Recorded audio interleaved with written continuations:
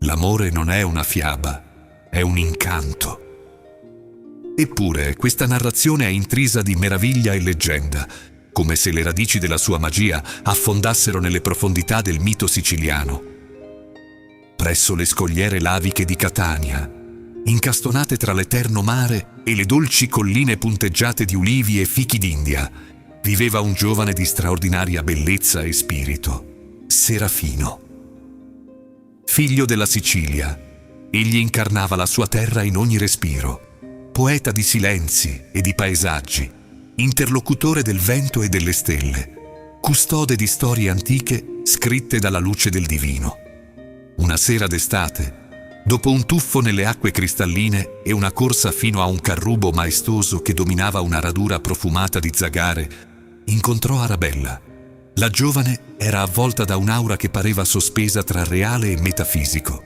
I suoi capelli scuri evocavano la notte più profonda, mentre i suoi occhi verdi catturavano la freschezza delle sorgenti etnee.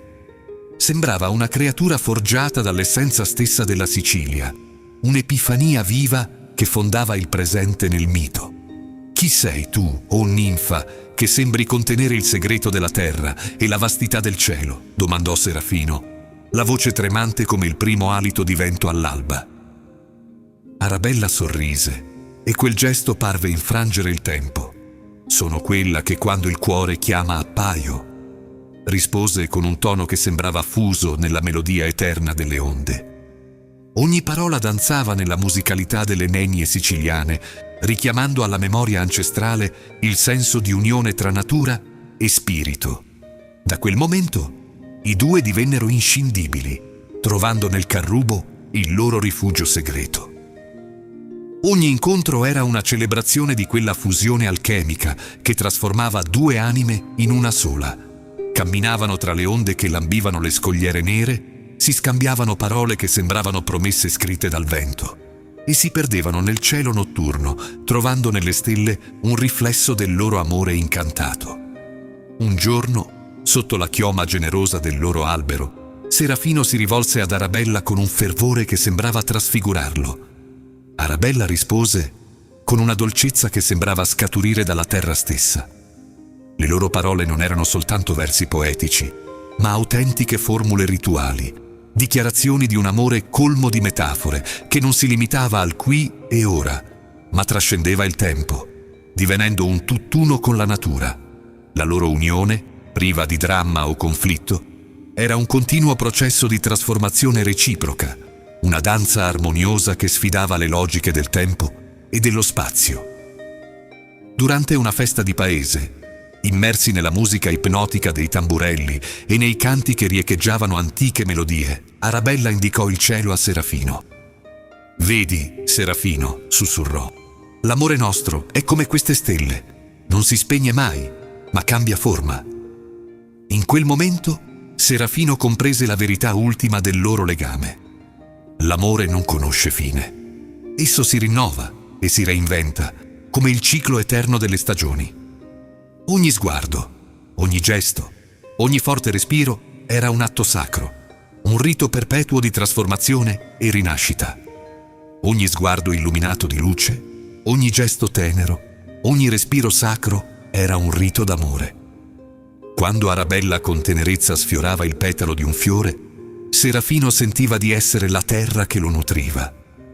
Quando il vento dolcemente accarezzava i capelli di Arabella, Serafino percepiva di essere quel quieto soffio che la sfiorava. Il loro era un amore che richiamava quello mitico di Aci e Galatea, i leggendari amanti siciliani, il cui legame, pur ostacolato dalla ferocia del ciclope Polifemo, trovò la sua eterna celebrazione nella trasformazione. Aci, divenuto fiume per volere degli dei, e Galatea, ninfa della fonte, rappresentavano un simbolo immortale di unione tra terra e acqua, tra l'umano e il divino. Così anche Serafino e Arabella nel loro amore evocavano quella stessa magia. Un legame che non conosceva confini, capace di trasformarsi e perpetuarsi nel tempo. La magia che circondava Serafino e Arabella non passò inosservata agli abitanti del quartiere. Dove Arabella camminava, i vigneti offrivano uva più dolce. Dove Serafino componeva i suoi versi, le sue parole risuonavano come il respiro stesso della Sicilia. La loro storia divenne leggenda, tramandata dai cantastorie nelle piazze e celebrata nei canti popolari. Anche quando il tempo trasformò i loro nomi in eco lontana, il loro amore continuò a vivere. Ogni carrubo della regione divenne un simbolo della loro unione e ogni tramonto un richiamo alla loro essenza immortale. L'amore che vive come l'aria e la terra, scrisse Serafino in uno dei suoi ultimi componimenti, è amore che dura per sempre. La loro storia, sfiorata da incanto, non è solo un racconto d'amore, ma un invito universale a concepire i sentimenti come atti di trasformazione perpetua, un ponte tra il mondo umano e quello divino, un'allegoria vibrante che risuona nell'eterna ciclicità della vita. My love.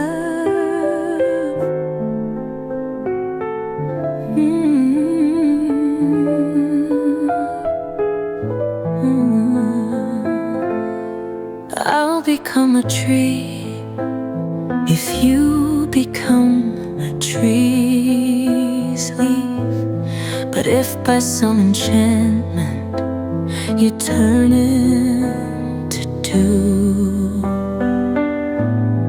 I'll become a flower for you. A flower, amore mio.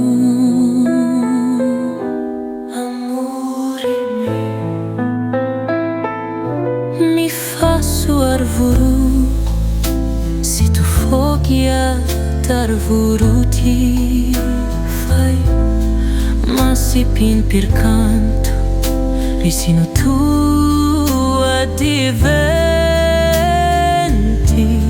io pi malia,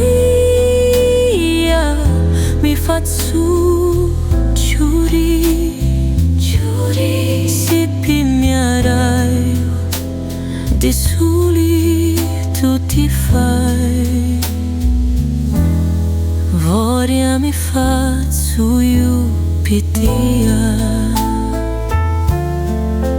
If for me you become a ray of sunlight, I'll become the wind for you. E se tu, amore mio, piacciarmo addiventi cielo, pitia me faccio aurusa stetta.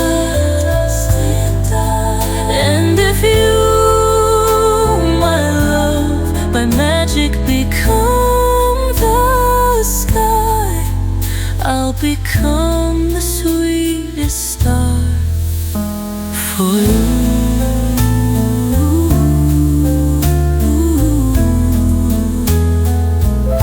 Si raio di soli tu ti fai, voria mi faccio io pitia. E se tu, amore mio, piacciarmo diventi cielo, pitia mi faccio aurusa stita.